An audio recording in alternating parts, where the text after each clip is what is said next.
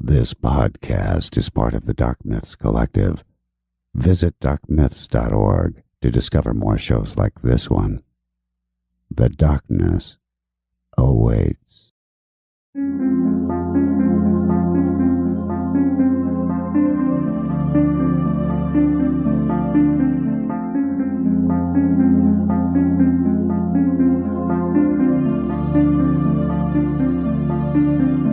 History tells the story of the world and of our lives. Sometimes that history goes bump in the night.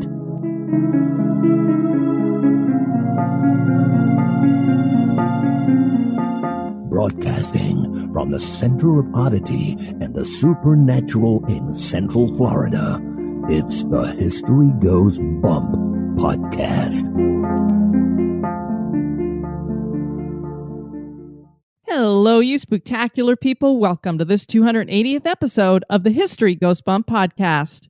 Ghost tours for the theater of the mind. I am your host, Diane. Halloween is just a few days away, so it seems appropriate to be doing an episode on the legend of the hitchhiking ghost. I apologize, I can't remember which listener suggested this to me, but I went with the idea, and we have a whole bunch of tales to share with you. Obviously, it's not completely comprehensive because there are literally hundreds of them around the world, but I asked the Spooktacular crew to share some that they had in areas near them, so we'll be covering a bunch of those, as well as a few others that I found on my own. Before we get into that, I want to welcome into the Spooktacular crew, Dorian, kind of like Dorian Gray, Tesla, is that like the car? Jessica, Sue, Linda, Candy Louise, and that's with a K, Maria, Constanza, Gretchen, Chris with a CH, Gina, and Gail. Welcome, everybody. And now, this moment in Oddity.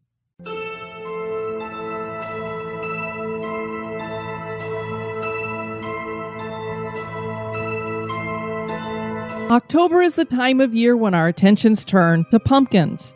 Pumpkins signal fall and, of course, Halloween. The German city of Ludwigsburg hosts the largest pumpkin festival in the world, which is held annually from early September to November. The festival includes more than 400,000 pumpkins, representing 450 species of them. There's a really unique twist to this pumpkin festival, though. This festival has its very own pumpkin race. This is a race held on water with huge hollowed-out pumpkins that weigh at least 550 pounds. And while you might think it's strange for people to watch a bunch of pumpkins race each other in water, imagine that each is like its own kayak being piloted by a human. The race covers a course measuring 115 feet, and the prize is money that is awarded in 6 categories. Competitor Malin Matuszek said, "It was hard fighting against the wind to get anywhere, but when you're in the groove, it works. I imagined it would be more difficult." We love pumpkins around here, but sitting in one on the water and paddling to win a race certainly is odd.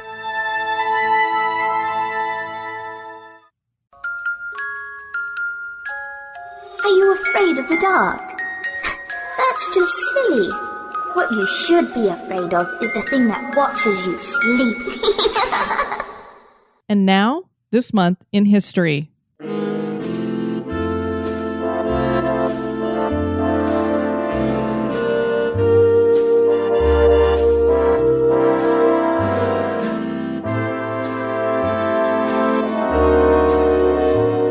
The month of October, on the 9th in 1855, Joshua C. Stoddard patented the calliope. A calliope is a musical instrument that produces sound by sending a gas, steam, or compressed air through large whistles. These large instruments can be played mechanically via a music box drum or manually via a keyboard. A calliope can be quite loud and the whistles are tuned to a chromatic scale, although steam calliopes can be inaccurate with tuning since the temperature of the steam affects the pitch. J.C. Stoddard was a beekeeper from Massachusetts, and he loved the sound of locomotive whistles. He took 15 train whistles of varying sizes and attached them to a steam chest with a music box cylinder or roller to open the valves. The valves admitted steam into the whistles. He intended for his calliope to replace the church bells. Instead, the calliope became the famous sound of riverboats and circus parades. All of the working steamboats still around today have steam calliopes.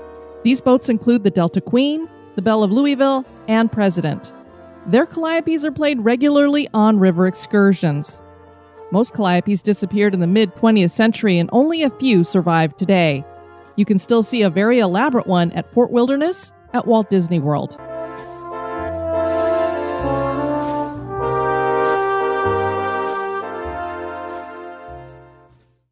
I bet one of the first urban legends you ever heard was about a hitchhiking ghost. I know that's true for me. I've always been fascinated by these tales because they're so similar and yet spread out all around the world.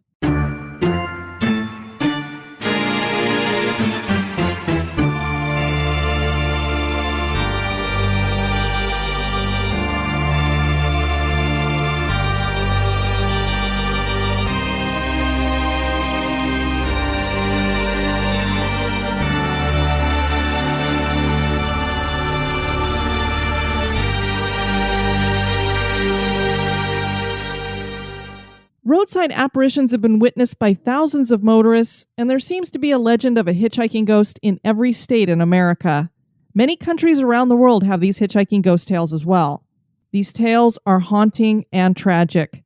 They usually involve a young woman standing on the side of the road, appearing to be in distress or in need of a ride, and after being noticed or picked up in a car, she disappears. There's a level of trust and intimacy in giving someone a ride in your car, particularly a stranger. In our modern era, it just isn't safe to be either the driver or the hitchhiker. Maybe that is why these types of tales are so prevalent. There already is a basic level of fear involved in the act of hitchhiking. This episode can't possibly cover every single legend out there involving hitchhiking ghosts, but I'm going to do my best to touch on several that include tales from across America and from several countries. Join me on the roadside as we search out the legend of the hitchhiking ghost.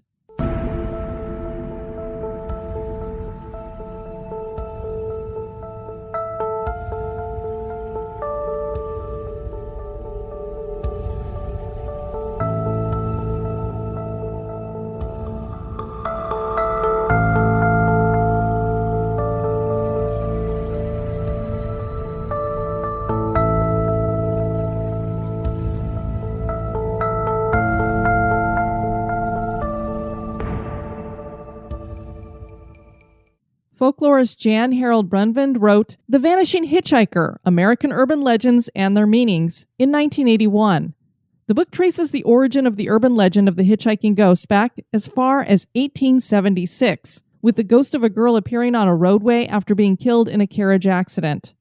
For myself, the idea of a hitchhiking ghost was introduced to me as a child. One of my favorite rides in the world is the Haunted Mansion, and it is inside this house that writers meet three strange characters known as the hitchhiking ghosts. There's Ezra, who's the skeleton, Phineas, who's the traveler, and Gus, who's the prisoner. They all thumb for a ride aboard your doom buggy at the end of the ride, and one of them joins you in that doom buggy, carrying on with some kind of shenanigans. It all seems rather fun, but the true tales of hitchhiking ghosts range from the shocking to the truly terrifying.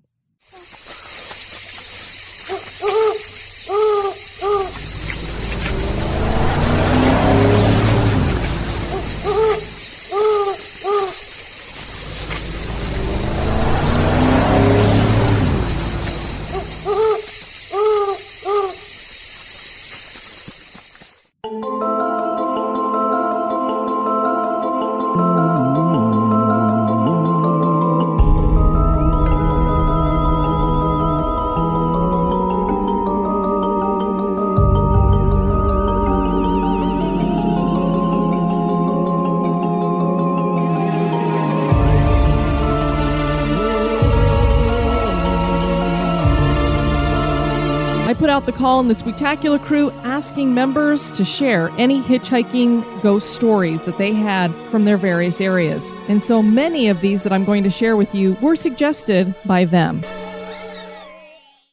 The first one we have up was suggested by Emma Pett. This is Bluebell Hill in the United Kingdom. Bluebell Hill is a historic chalk hill in southern England that has been designated a site of scientific interest. People have reported seeing ghostly hitchhikers here since the early 1970s. A man reported seeing a young girl appear in the road ahead of his car in 1974. She collapsed as his car approached, and he slammed on his brakes and rushed to give her help. He found her bleeding as though she'd been a victim of a hit-and-run accident. The legend claims that she asked him, "Why did you hit me?" He covered her with a blanket he had in his car and drove away to get the police. By the time the police got to the scene, the girl was gone, but the bloody blanket remained. This tale is so unique because we have something physical here that was placed on top of what appears to have been a ghost, and somehow it got blood from that ghost on the blanket that was still there when she disappeared. These are the things that blow my mind. How did that happen? And while we might be inclined to believe that this is some kind of residual haunting, she seems to be intelligent when she asks the driver, "Why did you hit me?" Unless, of course, she's just reenacting what may have actually happened when she was killed. We're going to stay over across the pond in Switzerland. This is the White Woman of Belchen Tunnel. The White Woman of Belchen Tunnel is a tale that started in Switzerland in the early 1980s. This hitchhiking ghost is an old woman that appears in the road ahead of lonely drivers at night. Drivers slow down and pick her up and take her a few miles before she suddenly vanishes from the car. Apparently, the woman looks sick and tired. If a driver asks if she's okay, she responds by telling them something terrible is about to happen. Now, I don't know if she's some kind of harbinger of doom and if something does happen that's bad after that, but that's the way this legend goes.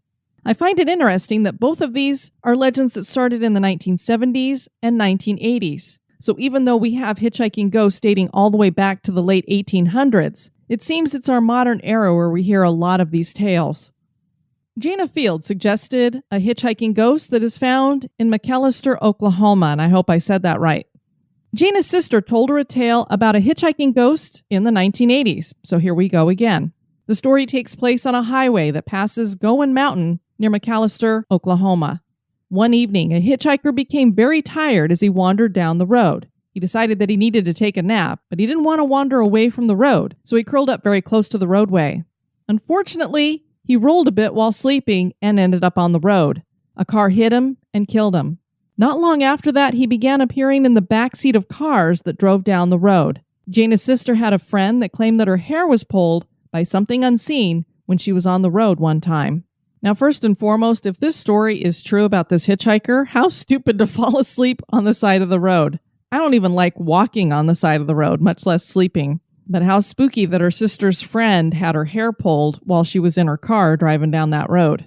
Jamie Michelle suggested Fort Myers, Florida.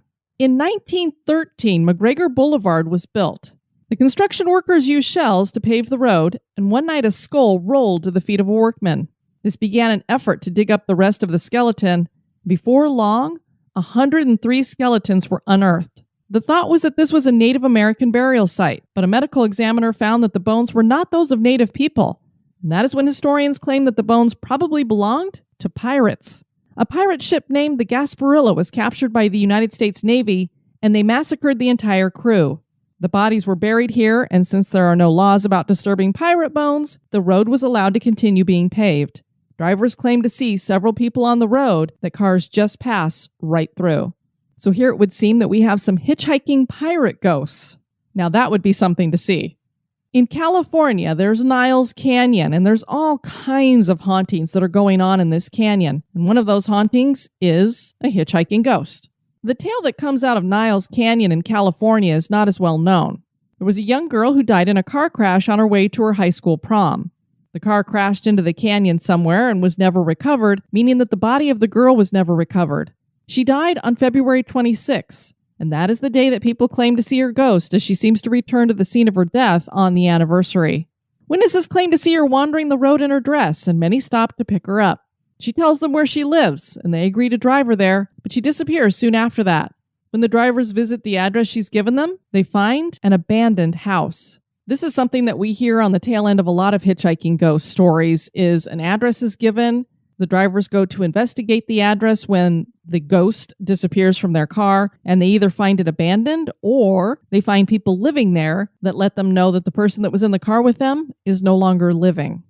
Jean Narez, and I hope I said her last name right, suggested the Parkway Phantom of Exit 82, and this is in New Jersey. The Garden State Parkway was completed in 1955. From that time until the present, people have claimed to witness an apparition that has come to be known as the Parkway Phantom. He is generally seen at Exit 82 on Route 37 in Toms River. The phantom is described as a man crossing the road and waving his arms at night. The waving arms resemble a bizarre football cheer. A way that I've heard it described is as if it's hinged at the elbows and the arms kind of move in unison, so it looks very weird. It doesn't look human almost. He's very tall and wears a long top coat that is belted at the waist. According to the state police, this area of road has seen more than its fair share of car accidents. The Weird New Jersey website had a comment from somebody going by the username SeanMs17. We all work as paramedics in Ocean County and we see a lot of fatal accidents. About 5 years ago on a rainy night along the spot on the GSP, where it is also US 9, there was a guy whose car broke down on the curve. He pulled off to the side and began to walk along the shoulder when a driver hit him, throwing him into the woods and killing him. When the paramedics got there, they knew someone had been hit, but due to the darkness and rain, they could not find him. They finally did and tried to revive him, but it was too late. Several weeks later, the same medic crew was coming back from Kimball Medical Center in Lakewood, heading toward Toms River, when they saw someone on the side of the road waving them down. By the time they were able to pull over and back up to the spot, the man was gone. They noticed it was in the same spot where the man was hit only weeks before. They just blew off the event until another crew reported a similar event in the same area. To date, about 3 teams have seen this. So here we have possibly who this phantom is this man that was killed in this car accident in which he was thrown. Brandon Marsh suggested the Roseman-covered bridge. So how many of you have seen the movie Bridges of Madison County? I know, it's not a horror movie, it's a drama, a romance, but it's good, I enjoyed it. If you've seen it, you'll be familiar with the Roseman-covered bridge, which is featured in the film. The bridge is rectangular shaped and brick red in color and spans the Middle River. It's located southwest of Winterset in Madison County, Iowa, and is one of 6 remaining covered bridges in the area. They're all very distinct and very cool, I think. The bridge was built in 1883, which makes it amazing that it's still standing today. Now, obviously, it's had to be refurbished over the years because it's made out of wood, but just amazing to me that a bridge that was built in 1883 is still standing. It is this same year, 1883, that the haunting connected to this bridge originates, and this is a very weird story. An inmate escaped from the Madison County Jail in 1883 and ran to the bridge, thinking he could get away. The sheriff and a posse he formed caught up to the convict there. They trapped the man by blocking both sides of the bridge. Somehow, someone's gun discharged, and the convict cried out in pain. The story gets really weird here, as the inmate just seemed to disappear after he cried out. The sheriff and his men found no trace of the man. Nobody has any idea where this guy went to, where his body went to. Nobody heard him drop off the bridge into the river. And if you've seen this bridge, there's no holes on the side of it. There's nowhere that he could have crawled out and kind of scaled his way down the bridge or anything like that. You either go through the bridge or you don't. So if he's cried out in pain after being shot, his body should have been inside the bridge somewhere. So where did he go? There have been reports of cold spots on the bridge, and people hear disembodied voices. Sometimes the bridge itself shakes for no particular reason. An EVP was captured by Central Iowa paranormal investigators of a voice telling them to leave. And there's a hitchhiking ghost that people see when crossing the bridge. Could this be the spirit of the convict? Right here near me in Tampa, Florida, we have the Sunshine Skyway Bridge. It has a very dubious rank that is connected to it, and that is that it's ranked 4th in the nation when it comes to people jumping off the bridge to their deaths.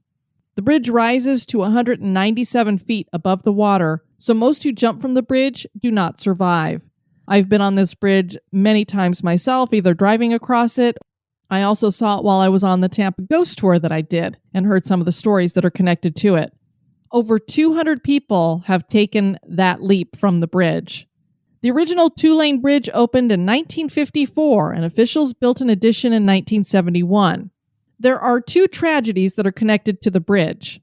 On January 28, 1980, a buoy tender and a tanker collided while attempting to pass beneath the bridge, and 23 servicemen were killed. That same year, on May 9th, a freighter collided with one of the Skyway support columns and part of the bridge fell into the water, taking 8 vehicles that included a Greyhound bus full of college students. 35 people died in the collapse. The bridge has been the scene of several paranormal happenings, one of which is a hitchhiking ghost. The The spirit is believed to belong to a young woman who probably threw herself off the bridge sometime in the 1960s.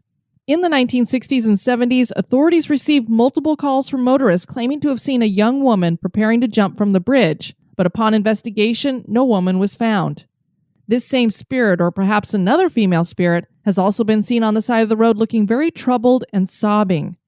At other times, people have picked up the hitchhiking ghost only to have her break into sobs as they approach the summit of the bridge. When they turn to console the woman, she disappears. Motorists have spotted the hitchhiker on both the old bridge and the new one that was built to replace the one damaged in the collisions. Next, we're going to New Zealand, to Highway 94. This story of a highway in New Zealand features a Maori woman. It is said that the entire 160 miles of the highway is haunted by this spirit, and that she has been seen holding a frightened kitten. She appears to be hitchhiking by the roadside, so drivers pull over to give her a ride. But just as the car stops, the woman and the cat completely disappear. And staying in that region, we're going to go to Australia, and this location was suggested by Rachel Hoare. This is Jenny Dixon Beach and Wilfred Barrett Drive. For those of you who are a bit sensitive to crimes against women, you may want to fast forward for about 5 minutes to get past this one. The young lady who is our hitchhiking ghost here did not die in a very nice way. The Central Coast considers this to be their most famous ghost, and there have been hundreds of credible sightings of her over the past 40 years. And even a film was made by a local filmmaker named Chris Howling about this woman who died at Jenny Dixon Beach and is now haunting it. This hitchhiking ghost seems to be a young schoolgirl who was abducted by a group of young men. I believe there were 5 of them. She was walking home along a lonely stretch of Wilfred Barrett Drive. They pick her up, they throw her in the car, they gang raped her, they beat her, bashed her in the head, and left her for dead at Jenny Dixon Beach. And she later died from her injuries. She managed to make it to the hospital alive. She was conscious long enough for her dad to tell her that he was going to bring whoever did this to her to justice. But it would seem that our hitchhiking ghost brought the people who did this to her to justice herself. And she really needed to, because no one was ever arrested or convicted of the crime. There was never enough evidence to prove their guilt. And that's probably why her spirit is at unrest. It was shortly after her death that her spirit became active, and it seems that she decided to seek some revenge against the ones who did this to her. The first of these 5 friends that were suspected of doing this to her kept telling everybody that he was being hounded by a ghost, that she was tormenting him. And finally he became so desperate he hanged himself. Later that year, one of the other men who was involved in this crime had a car accident. As he lay dying, he told the paramedics that he had swerved off the road to avoid hitting a female figure that seemed to appear out of nowhere. There were other witnesses at the scene who saw the accident happen, but none of them saw the figure of this woman. A third man also took his own life, and before his death, he told people that a ghostly apparition had been tormenting him. He drove his car off of a cliff. A fourth man stated he had picked up a female hitchhiker, but as he neared Norville Road, the girl just disappeared. He is said to later have gone mad, and while driving on the Pacific Highway, he drove his car off an embankment, so this was considered another suicide. The last man also complained of being tortured by a ghost, and it said that he moved away from the area, but the ghost followed him, and he said that he was living in a continual nightmare, being hounded by the ghost day and night. These 5 men were not the only ones who saw this spirit, though. There was a physician who was vacationing near Jenny Dixon Beach, and he filed a police report in which he claimed that he had picked up a young female hitchhiker who had been walking near the beach, and he claims somewhere along the road the girl just disappeared from his car. And when he was told about the local ghost, he said that must have been who was in his car. In the 40 years since her death, there's been at least 50 sightings of her ghost, and that includes up into our modern era. And there are 2 officers who themselves have even witnessed this spirit. Early one morning, they picked up a young female hitchhiker who was walking along the road, and she disappeared as they approached Nora Head Cemetery. And there's a lot of these reports that claim that this spirit disappears right as they get close to the cemetery.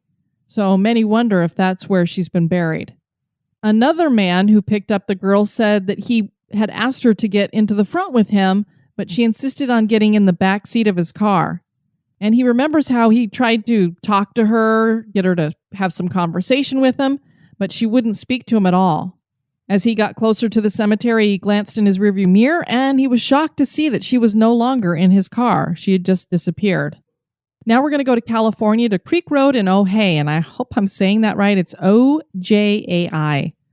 Creek Road is a lonely stretch of road that branches off Highway 33 just outside of Ojai, California.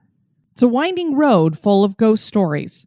There are several spirits that are seen along the road that could all be considered our hitchhiking ghost. There's a decapitated motorcyclist who wanders the road headless as though he's looking for his head. There's a bloodied bride that is said to appear on the road on the anniversary of her death. And there's another spirit that is just known as the vanishing hitchhiker. The creepiest apparition here belongs to a badly burnt male figure that locals call Charman. He is seen near the Creek Road Bridge, so locals call it the Charman Bridge. He is most known for scaring anyone brave enough to walk or drive the bridge at night. No one is sure what happened to him, but the theory is that he died in a fiery crash or a brush fire. I know that's something I would never want to see.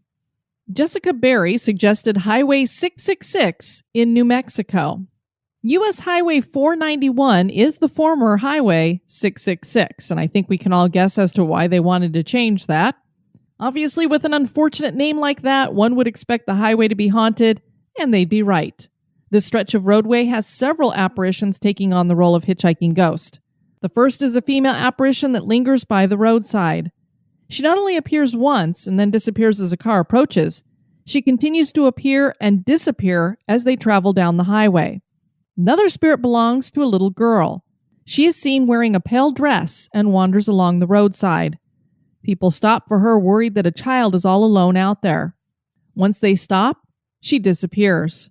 Some of the creepier hitchhikers here have no faces. Eek, that would be terrifying. They are actually hitchhiking, thumbing for a ride, but disappear when approached. And the infamous skinwalkers have been known to frequent this stretch of highway as well.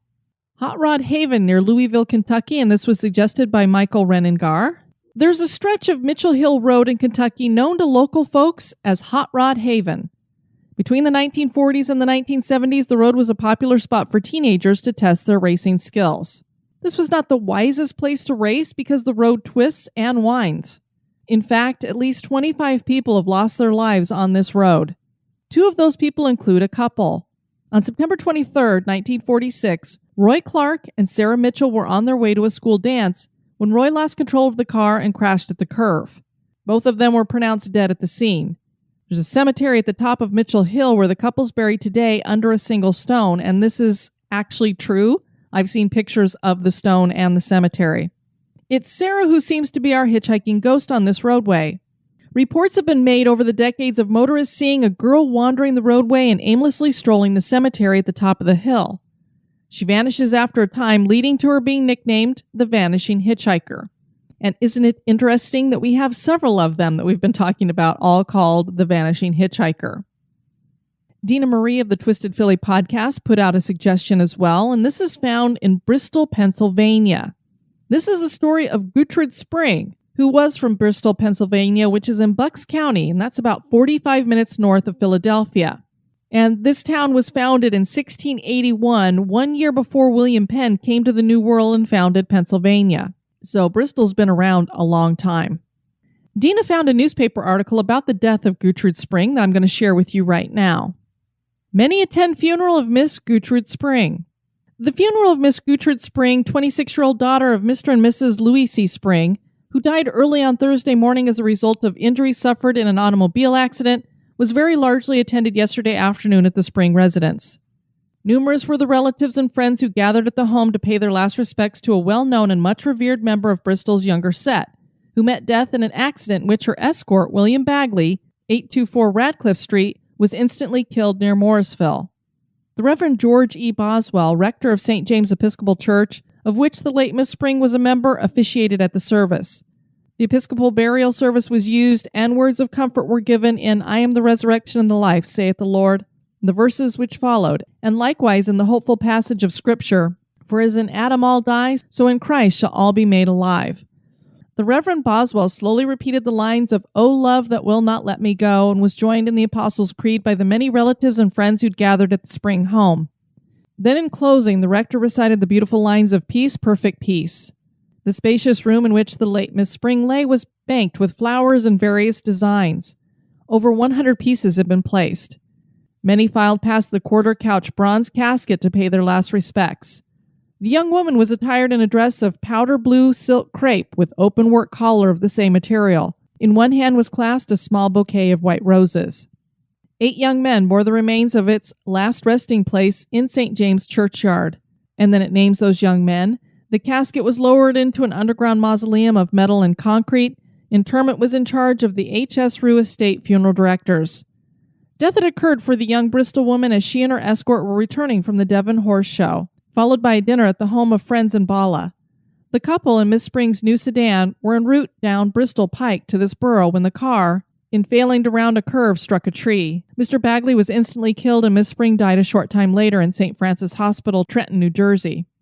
The late Miss Spring was a graduate of the Mary Lyon School, Swarthmore, and also attended the Roberts Beach Preparatory School, Catonsville, Maryland, William and Mary College, Williamsburg, and Pierce School, Philadelphia. She was vice president of the Junior Travel Club of Bristol. So there you heard she's buried in St. James Episcopal Cemetery, which is on Cedar Street in Bristol. No one knows why she's considered the hitchhiking ghost, but her name has been synonymous with the ghost of a young woman who's often seen on Bordentown Road and along nearby roads in Bristol and Bucks County. Years ago, a truck driver picked up a young woman on Bordentown Road wearing a fancy pink gown. The dress looked old-fashioned and she seemed out of place, particularly because she was wandering a dark road late at night, alone. He picked her up and after a while he turned to talk to her, but the young woman in the beautiful dress was gone. The only sign of her was a puddle on the passenger seat. The truck driver called the police to report what happened, but what could they do about a young woman who disappeared? Dina had written that no proof of a report like this was made to the Bristol police or when it might have happened. So as to the veracity of the tale, we're not sure. Why was the seat wet? Well, according to legend, it was believed that Gertrude Spring drowned in Van Sciver Lake under Bordentown Road Bridge when she died in 1935. There's an old story that one night Gertrude and a date were driving home from a night out and his car went off the bridge on Bordertown Road. The car and the boy were pulled from the lake, and although neither she nor her companion survived, Gertrude's body was never found. That is, of course, according to the legend, but as we just read in the article that Dina found, that's not what happened in this case. There was no lake that the car went into, and of course her body was recovered because she was there in the casket. Bristol, New Hope, that area is very old, and there are so many ghost stories besides the story of Gertrude Spring, who is also called the Lady of the Lake due to her manner of death, and Midnight Mary, because it's usually late at night when her ghost is spotted. When people see Gertrude, it's often on the bridge of Bordertown Road. She's wandering in a pink gown, disoriented, and although she isn't hooking her thumb, it does seem she's looking for a ride somewhere. And Dina also wrote, I included a map of Bordentown Road in Bristol, Pennsylvania. Pensbury Manor was William Penn's home. It's a historic site operated as it was in the late 1680s, and you can tour it, churn your own butter. It's amazing. You can also see how close this area is to New Jersey, and that section of the Delaware River isn't far from where George Washington made his famous crossing. Gertrude's tombstone is very simple, doesn't even have her last name listed. I think it's in a family plot. The St. James Cemetery dates back to the early 1700s. There are so many people buried there with ties to the Revolutionary War and the earliest settlers of Pennsylvania. So thank you to Dina for sharing that. Next, we're going to Texas, to White Rock Lake. White Rock Lake is a large reservoir in Texas. It's a fairly normal lake other than the bizarre legend surrounding it. Legend tells that the area surrounding the lake is haunted by the Lady of White Rock Lake. She died during the 1930s at the young age of 20. To suit this, she can be seen wearing an old-fashioned dress soaked through with water. Like every other vanishing hitchhiker on this list, she hitches a ride with kind strangers. A few minutes into the journey, she tells the driver that she was just involved in a boating accident. Seconds after telling this, she completely disappears. And apparently, she sometimes leaves behind a soaking wet book. And that book contains no words, just blank pages. Very, very bizarre. Next, we have Lydia of Jamestown, North Carolina, and this was suggested by Lisa Weaver and Michael Renengar. June 20th of this year, 2018, marked the 98th anniversary of the crash that killed the woman known as the infamous Lydia, who is the Jamestown hitchhiker. Writers and ghost hunters Michael Reniger and Amy Greer wrote the book Looking for Lydia, the 30-year search for the Jamestown hitchhiker. They think they found the true identity of this spirit. The story of Lydia is very similar to all the other hitchhiking ghost stories. She's a beautiful woman who seems sad and just wants a ride home. She hangs out by Lydia's Bridge, which is actually an abandoned underpass about 100 feet from where the present railway bridge crosses over East Main Street. The story goes that this woman was named Lydia and that she died at the underpass in a car accident after having been at a dance. Stories about Lydia mirror those of Resurrection Mary, which we'll be mentioning in just a moment. She flags down a car, hops into the back seat, she gives her home address, and then seems lost in another world, not open to conversation. She vanishes when the driver arrives at the address she's given. This story and the experiences have continued for nearly 100 years. And while Michael and Amy believe the stories of the hitchhiking ghost, they think the information is wrong about Lydia. The main point being that her name was not Lydia. They believe she's Annie L. Jackson, and that she was 35 years old when she died. Michael says that Annie's maternal grandmother, Lucinda, was known as Ludia, and this was probably Annie's middle name. Ludia sounds similar to Lydia, so you can kind of see where this other name comes from. And since we know these stories get changed over time, perhaps that's what's happened here. And the story's probably been changed a bit too, because since Annie was 35, she certainly wasn't a young girl on her way home from a school dance. She was actually in a car with a male driver and another couple when the car flipped on a curved road in June of 1920. Only Annie was killed. A Greensboro Patriot article was written about the wreck back when it happened. And so they can verify the fact that Annie actually did live, that she was in an accident, and that it was along this stretch of highway. The legend usually claims that Lydia wants to be taken to her mother's house in High Point, but Michael and Amy found that Annie Jackson's parents died years before she did, and that the house she wants to be taken to is that of her maternal first cousin and aunt, whose house was in Jamestown near the underpass where Annie Jackson died. The story has been told and retold so many times that it eventually morphed into a young woman waiting in the rain for a ride to her mother's house after attending a dance. Based on the years of research that Michael and Amy have done, it would seem that Annie or Lydia was once a real person and could very possibly still be wandering the road where she died. And then finally we have who is probably the most famous hitchhiking ghost out there, and that is Resurrection Mary from Chicago, Illinois. And this was suggested by Kristen Swintek and Bonnie Nelson both. Archer Avenue in Chicago, Illinois is said to be one of the most haunted strips of road in America. One of the most famous hitchhiking ghosts calls this road home, and that is, of course, Resurrection Mary. I've driven Archer Avenue and followed the path that Resurrection Mary took on the evening that she died. And I've also been to the cemetery where she's reportedly buried. Mary's tale begins in the 1930s. She went dancing with a date at the O. Henry Ballroom, later known as the Willowbrook Ballroom.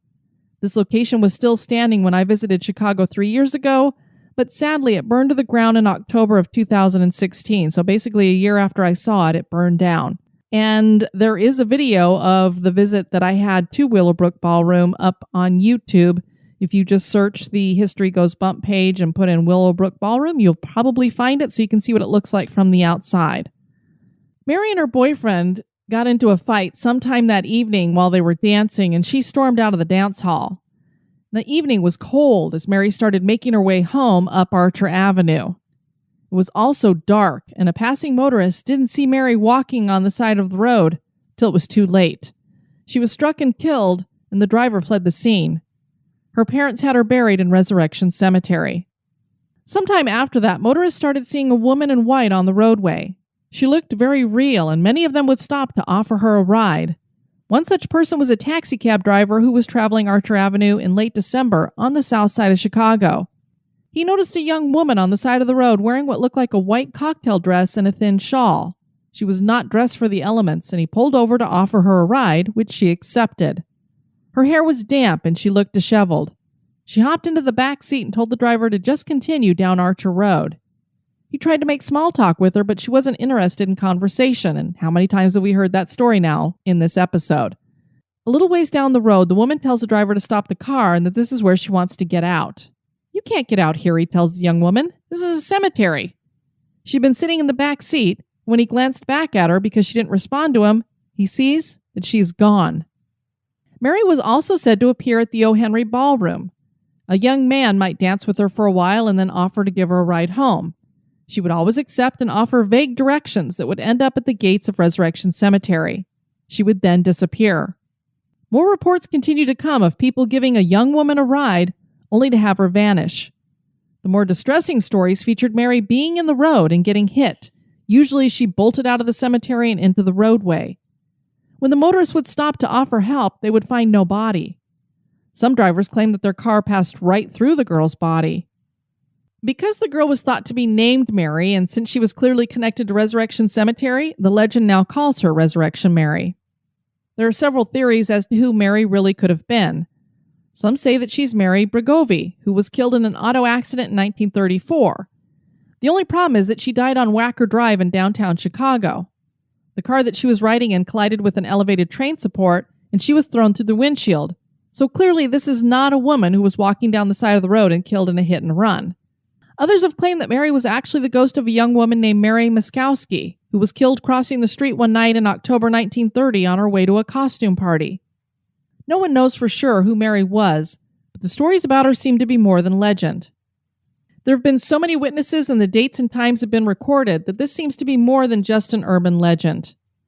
A man named Jerry Pallas had one of the most credible stories. He claimed to have met Mary in 1939, and the encounter was so memorable that he still recalled it until his death in 1992. He appeared on a number of television shows sharing his experience. This is what happened. He went to the Liberty Grove and Hall, a dance hall that was near 47th Street and Mozart, and met a beautiful girl there. He asked her to dance, and the couple spent several hours together. He noticed that the girl who called herself Mary had cold skin, and when he leaned in to kiss her, her lips were cold and clammy. She seemed distant most of the evening as well. At the end of the evening, the young woman asked Paulus for a ride home, and she told him to drive down Archer Avenue. As they drove down the road, they approached the gates to Resurrection Cemetery. She asked him to pull over because she had to get out there. Paulus was reluctant to leave her outside the cemetery and told her he would only let her out if she allowed him to walk her across the street. She refused and said, "This is where I have to get out, but where I'm going, you can't follow." Paulus watched as she quickly exited the car and ran towards the cemetery. Before she got to the gate, she disappeared before his very eyes. He was clearly shocked. The next day, he visited the address that the girl had told him the night before when he'd asked where she lived when they were dancing. The woman who answered the door told him that he couldn't have possibly been with her daughter the night before because she'd been dead for several years. She invited him in and showed him a family portrait. There he saw the girl he'd been dancing with and whom he gave a ride to the cemetery. The most bizarre story occurred in 1976. The driver was passing by the cemetery around 10:30 one evening when he happened to see a girl standing on the other side of the gates. He said that when he saw her, she was wearing a white dress and grasping the iron bars of the gate. He didn't stop, but he went to the local police station and told them that a woman had been locked into the cemetery. An officer responded to the call, but when he arrived, there was no one there. He went over the gate for a closer look, and he found that two of the bars in the gate had been pulled apart and bent at sharp angles. Even stranger was that at the points on the green-colored bronze, where they'd been pried apart, there were blackened scorch marks. The marks had a skin texture and handprints seared into the metal. The marks of the small hands made big news, and curiosity seekers came from all over the area to see them. In an effort to discourage the crowd, cemetery officials attempted to remove the marks with a blowtorch, making them look even worse. Finally, they cut the bars off and installed a wire fence until the two bars could be straightened or replaced. On September 5th, 1980, a young man was leaving a softball game and driving down Archer Avenue. As he passed the Red Barrel restaurant, he spotted a young woman standing on the side of the road in a white dress. He stopped the car and offered her a ride, and she accepted, asking that he take her down Archer. He tried to draw her into conversation, even joking that she looked like Resurrection Mary, but she was not interested in talking. He tried several times to get her to stop for a drink, but she never replied. He was driving past the cemetery, never having stopped or even slowed down, when he looked over and saw that the girl was gone. She had simply vanished. Reports of Resurrection Mary continued into the 1990s, but nothing more recent has been reported. I myself saw no sign of Mary in either the cemetery or on Archer Road. Of course, I wasn't traveling it at night, so maybe that was part of the problem. The stories about hitchhiking ghosts are so plentiful that it seems that some of them must be true. And if that is the case, why do so many spirits wander the roadways? Why do so many take a ride in a car? For those that speak, we know they are intelligent. And since they are not locked into some time-space continuum that is residual, why are they damned to walk the same road where they died? Do they vanish because they reach the limits of their boundary and can go no further? For those that leave their grave and say, go to a ballroom to dance, is it truly because they need to ride back because the walk is too far? Are there really hitchhiking ghosts out there in the world? That is for you to decide. I just love all of those stories, and it never ceases to amaze me how similar they are. It doesn't matter what part of the world they come from. They all are very, very similar. And that seems to be the case with all urban legends. How do these stories get started in so many different places and all have such similar things going on, whether it's the Crybaby Bridge or the story of the man with the hook? Just blows my mind how these urban legends get started and keep going through all the years and don't seem to change too much, even though they may have been around for decades. I want to encourage you guys to check out the website at historygoesbump.com. And if you have some feedback to send to me, you can do that at historygoesbump@gmail.com. Don't forget that we have Cemetery Bingo coming up on Sunday, October 28th in 2018. It's Blackout Bingo. The cards are available in the Spooktacular Crew under the Files tab there. I also have them up on the website, and if you can't get them in those two locations, just send me an email and I will send the cards out to you. You want to get as many of the symbols that are on that card as possible, and whoever has the most by the end of that day, midnight in your particular section of the world, will win a Tafophile t-shirt. So good luck to everyone on that. I want to thank Cassidy for her comments over on the website. She said, you do so many excellent episodes, and I hope that you keep going and you make a strong influence on people that don't really like history. You made me love history, and I've had some ghost experience. The only ghosts I see are silhouettes, which freak me out badly, and I think they're excellent. I don't know if I would think silhouetted ghosts would be excellent, because those sound like shadow people to me. How scary. But thank you for your comments, Cassidy.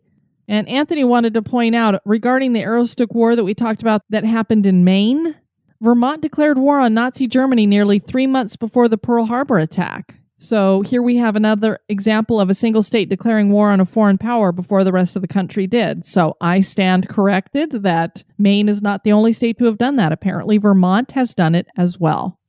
Have some Apple podcast reviews to share. First one up is from Powell Jamie 2. Awesome, 5 stars. I stumbled upon this podcast. I listened and now I can't stop. Please give me more. Keep up the great work. Well, thank you. And I will definitely be bringing you more. And Bejeweler 9, historical podcast with paranormal twist, 5 stars. This podcast is well researched and is a wonderful podcast if you enjoy history and the paranormal. Thank you for those reviews. I greatly appreciate them. I want to thank all of you for listening to this episode. I've been your host, Diane. You take care now. Bye-bye. This episode has been brought to you by our executive producers.